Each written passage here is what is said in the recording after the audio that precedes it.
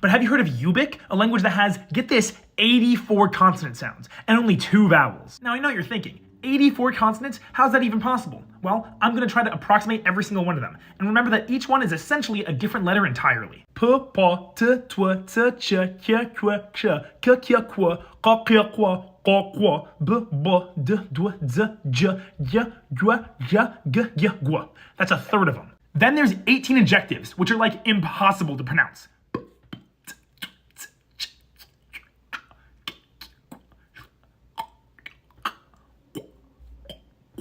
I'm sorry, I can't get over how goofy they sound. And we still have like half the consonants left. F, ch, s, sh, shwa, hy, hua, sh, h, h, hya, hua, ho, hua, h, v, vo, z, j, jwa, r, yua, ra, r, ra, rya, roi, ro, roi, m, n, l, y, w, w, r.